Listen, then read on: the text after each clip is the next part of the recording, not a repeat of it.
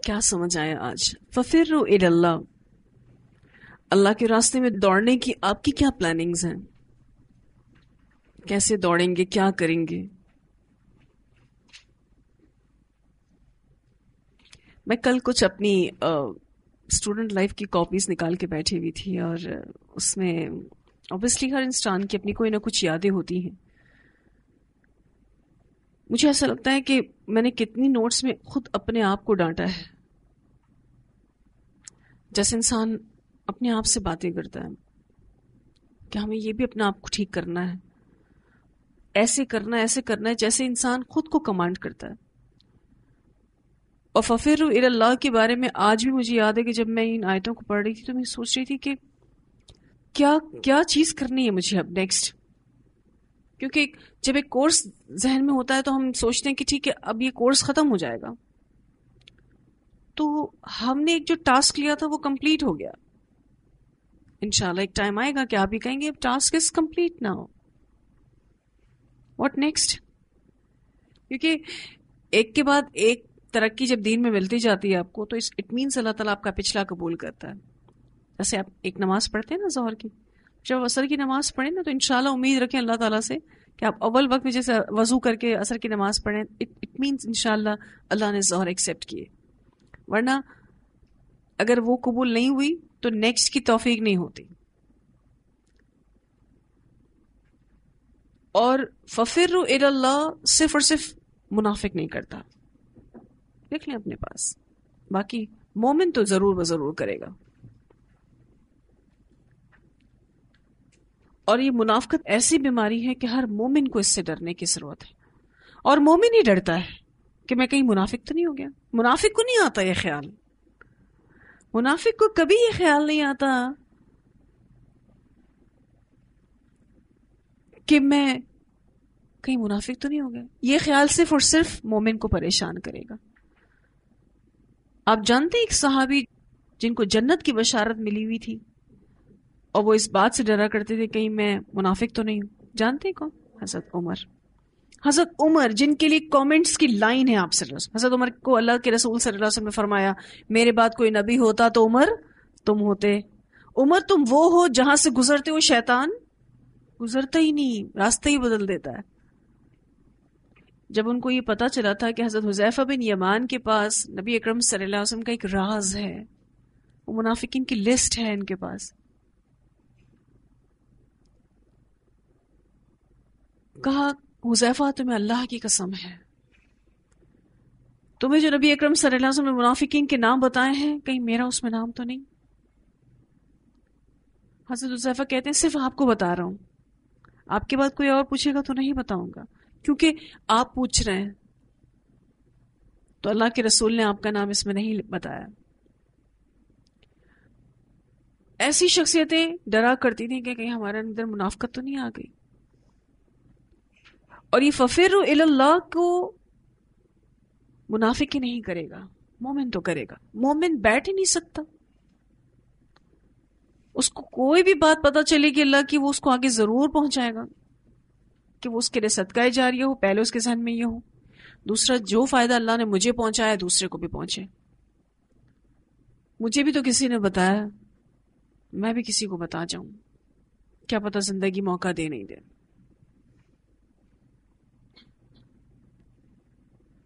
اور ایسے مضبوط یہ صحابہ کرام جو ہم ان کے بارے میں سیرت میں پڑھتے بھی رہے الحمدللہ، ہر موقع پر ہمیں ہر صحابی کی پرسنالٹی میں خواہ وہ صدقہ انفاق، اللہ کے دین کو بڑھانا، جنگیں، جو سب میں ہمیں کہیں پر بھی صحابہ کرام پیچھے نظر نہیں آتے تھے، اس کے باوجود بھی ڈرتے کتنا تھے.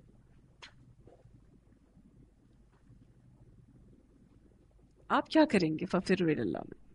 آپ کے کچھ نہ کچھ پلانز ہونے چاہیے. سوچ رہی تھی کہ آپ لوگوں نے اگر ابھی اپنے لیے پلانز نہیں کیے، اس موقع پر جب آپ مکمل طور پر قرآن کلاسز سے جڑے ہوئے ہیں تو پھر پلاننگ ہو ہی نہیں پائے گی. اپنے آپ کو ففروا الی اللہ کے لیے پلان کیجیے. آپ کیا کریں گے؟ What next? پڑھائیں گے، دوبارہ سے پڑھیں گے، پریشانیاں تکلیفیں سب آتی ہیں. آپ بیمار بھی ہوں گے, آپ کی زندگی میں پریشانیاں بھی آئیں گی. ایسا ہو ہی نہیں سکتا کہ نہ آئے. دس از امپاسبل کہ کوئی یہ کہے میری زندگی میں کوئی دکھ ہی نہ آئے, ایسا ہو ہی نہیں سکتا. لیکن اس میں بھی چلتے رہنا. وہ مجھے اپنے نوٹ بک نکالی تھی نا, اس میں نے باقاعدہ جملہ لکھا ہے, جملے لکھے میں نے, بخار ہو تو بھی میں نے جانا ہے, کیونکہ کچھ فزیکل ایشوز رہتے رہے, بچے بیمار ہوں تو بھی چلنا ہے, کیونکہ یہ باتیں جب تک ہم اپنے آپ کو سناتے نہیں تو ہو سکتا ہے کسی نے سنا بھی دی ہو تو ہم سنی انسنی کر جائیں. اپنی تنہائیوں کی حفاظت کریں. ریزن ہے اس کی, کیا ریزن ہے؟ آپ اور میں لوگوں کے درمیان رہ کر ابھی بھی سدھرے ہوئے رہتے ہیں, لیکن تنہائیوں کی حفاظت ہم نہیں کر پاتے. جب آپ تنہائی میں اللہ سے ڈر کے ایک آنسو بہا دیتے ہیں, ایک آنسو نکل جاتا ہے مکھی کے پر جتنا, کیا اجر ہے اس کا؟ جہنم کی آگ سے پناہ مل جائے گی. آپ ڈر گئے اللہ سے, آپ رو پڑے اللہ کے لیے. تنہائی میں اللہ کو یاد کر کے رو پڑا کوئی. اس آنکھ کو جہنم نہیں چھوئے گی, اس کا آنکھ کو نہیں چھوئے گی مطلب پورا کا پورا جسم سیف ہو گیا اس کا. ہمیں اس چیز سے خوف کھانے کی ضرورت ہے. اور ایسا ہی بندہ جو اپنی تنہائیوں کی حفاظت کرتا ہے, گناہوں سے اپنے آپ کو بچاتا ہے, وہی ففروا الی اللہ کر سکتا ہے اور کوئی نہیں کر سکتا. اگر گناہوں کا بوجھ ہوگا آپ اللہ کے راستے میں آگے نہیں بڑھ سکتے. اور یہ کرائیٹیریا بھی دے دیا گیا ہمیں کہ جب ہم آگے نہ بڑھ سکیں تو سوچیں کہاں غلط ہے, ورنہ آپ اس دین کے راستے میں دن دگنی اور رات چگنی ترقی کریں گے جب آپ نیکیوں میں رغبت رکھیں گے, سوچ اچھی رکھیں گے, پازیٹیو رکھیں گے, اچھے دوست رکھیں گے, اچھی چیزیں دیکھیں گے, نگاہوں کی حفاظت رکھیں گے, اپنی سوچوں کی حفاظت کریں گے جو ہم پیچھے حجورات میں پڑھ چکے. انشاءاللہ اللہ آپ کو آگے بڑھائے گا. آپ دیکھیں گے آپ کا آج آپ کے کل سے بہتر ہوگا انشاءاللہ. لیکن سیکیور کریں اپنے آپ کو. یہ دنیا میں بڑے فتنے ہیں, بہت فتنے ہیں, اتنے کہ شاید میں اور آپ سوچ بھی نہیں سکتے. اللہ ہمیں بچائے ان فتنوں سے. اور جب اپنے کسی پیارے پر بہت پیار آئے نا, اس کو دعا دیں کہ اللہ آپ کی نسلوں میں ایمان باقی رکھے, کیونکہ ان دعاؤں کی بھی بہت ضرورت ہے ہمیں. کسی محسن کا احسان یاد آئے, اس کو دعا دیں کہ اللہ اس کو استقامت دے, اللہ اس کو ہدایت دے, اللہ اس کی نسلوں میں ایمان چلائے. یہ وہ محبت ہے جو دنیا میں بھی کام آئے گی انشاءاللہ اور آخرت میں بھی کام آئے گی, جو دعا کی شکل میں ہے. بے شک دعا ہے نا, بہت خوبصورت دعا ہے.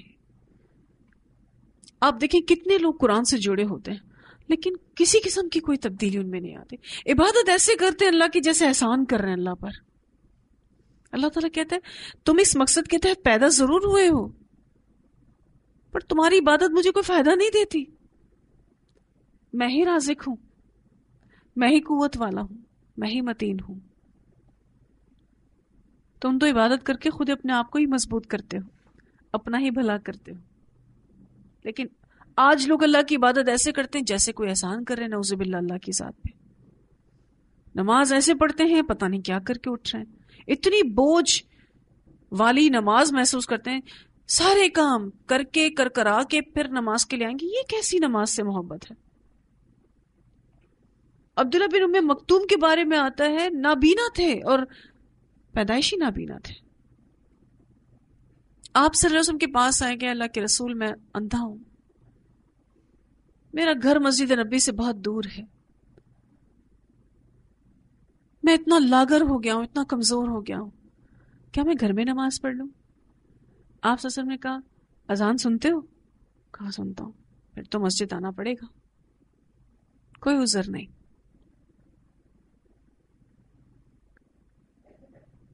پھر آئے آپ صلی اللہ علیہ وسلم کے پاس, کوئی لانے والا نہیں ہے, اللہ کے رسول صلی اللہ علیہ وسلم. بیچ میں درخت ہیں اور مدینہ کو اس ٹائم پر کچھ سڑکوں کا معاملہ ایسا تھا کہ جانور بھی آ جاتے تھے راستے میں. کہ مجھے میری جان کا بھی خطرہ ہے.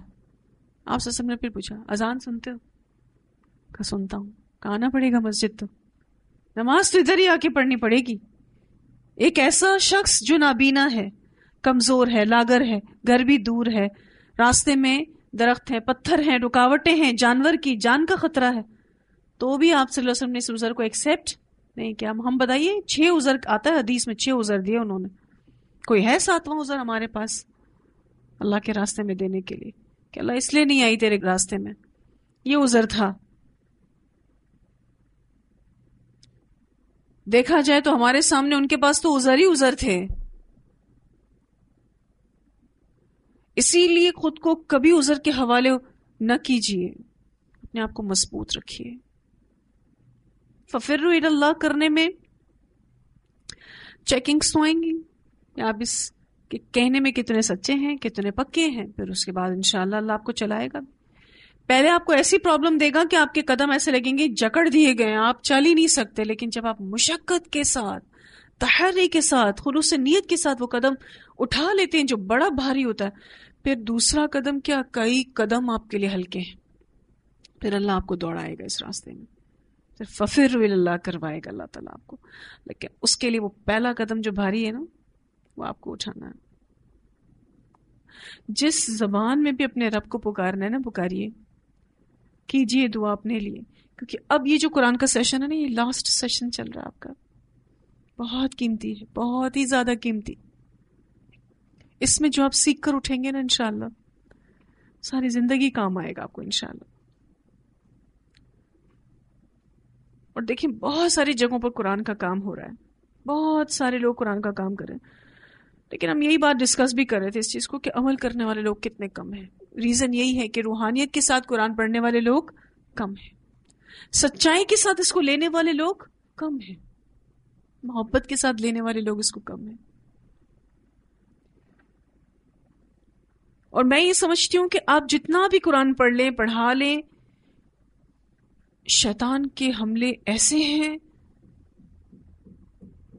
کہ بسا اوقات آپ غلط کر کے بھی لگ رہا ہوتا ہے غلط نہیں ہے،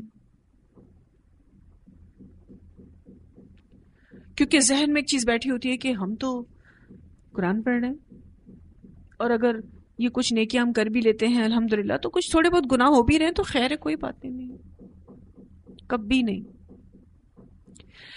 اس سوچ کے باوجود بھی غلطیاں ہوتی ہیں، اس سوچ کے باوجود بھی غلطیاں ہوتی ہیں.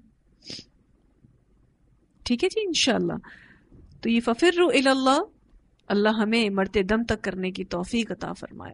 وآخر دعوانا الحمد للہ رب العالمین. سبحانک اللہم وبحمدک، نشہد ان لا الہ الا انت، نستغفرک ونتوب الیک.